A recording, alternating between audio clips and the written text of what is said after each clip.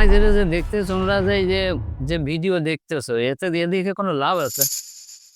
লাভ হয়েছে, ছেলেপিলে বানিয়েছে দেখছি, এ তো শিক্ষণীয় একটা শর্ট ফিল্ম বানাচ্ছে এরা।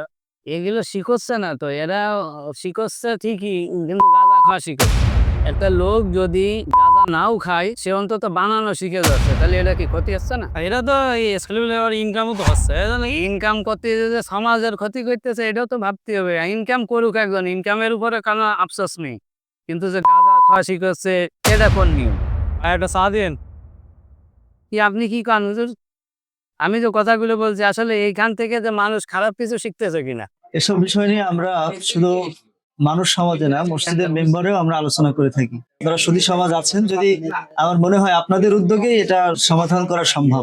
আপনার কথা ঠিক আছে, কিন্তু আমরা নিজেদের ইনকামের জন্য যে আমরা একজনের গাঁজা খাওয়া বা তৈরি করাচ্ছি, এটাও কিন্তু ভাবছি যে একটা ফিল্ম তৈরি করুক একজন, কিন্তু গাঁজা যে বানানো পর্যন্ত দেখানো হচ্ছে, এটা লোক গাঁজা না খাইলেও বানানো শিখে যাচ্ছে। এটা কিন্তু এই মেসেজটা সাধারণ জনগণ, সাধারণ মানুষ এমনি নেবে। কথাগুলো অরিজিনালি সঠিক। এই যে গাঁজাগুলা বানানো বা তৈরি করে এই জিনিসগুলা দেখানো মানে সমাজের জন্য খারাপ। যেটা তৈরি করে টাকা সায়ন করতে পারে না, সরকার তো টাকা জেলখানে দিতে পারে না, মাপ কি হবে, বেড়ে দিতে হবে।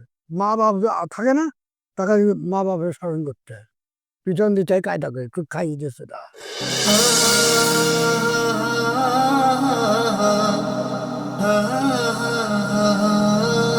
কত সুন্দর না রান্না ভালো।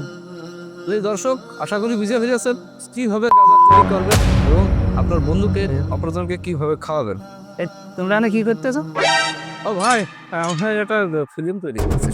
কিসের ফিল্ম তৈরি করতেছে রে ভাই? যে কি ফিল্ম তৈরি করতে হাতে সব কি এই মাল কি বানাচ্ছিস তোরা? কি বুঝলাম না। মাল বানাচ্ছে না, এরা মাল খাচ্ছে।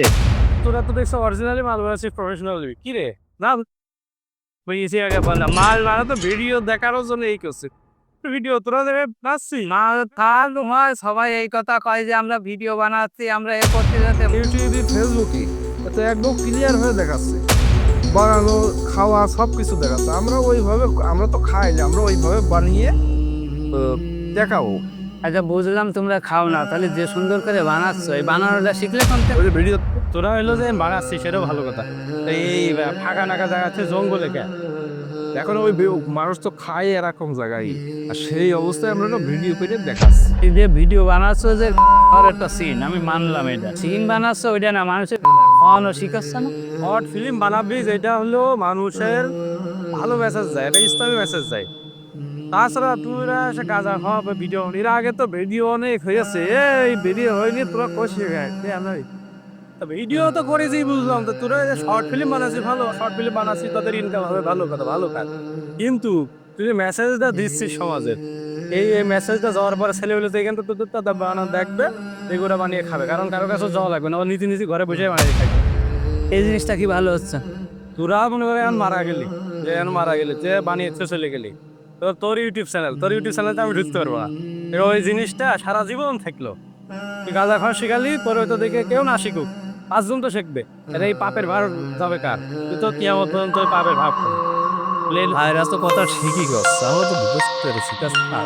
আর এমন কোনো ভিডিও বানাতে হবে যেটা নিজেরও মঙ্গল, সমাজেরও মঙ্গল, তাহলে কি এহকাল পরকাল দুই কালে দিয়ে ভাই আমরা মানে সমাজের খারাপ কিছু হবে এরকম কিছু আর বানাবো না। এরকম যদি আমরা প্রত্যেকে বুঝতাম বা ভিডিও বানানোর সময় এই জিনিসটা খেয়াল করে বানাতাম, অবশ্যই উপকার হতো। কিন্তু আসলে আমরা পয়সা কামানোর ধান্দায়, নিজের অর্থের নিশায় আমাদের বিবেকও কিন্তু নষ্ট করে ফেলাইছে। অবশ্যই ইউটিউব হোক আর যে কোনো চ্যানেল হোক, একটা ভিডিও বানাক, সেটা যাতে একটা শিক্ষামূলক হয়, একটা মানুষ দেখে শিখতে পারে, সেটা উপকৃত হয়, এরকম কাজ করতে হবে।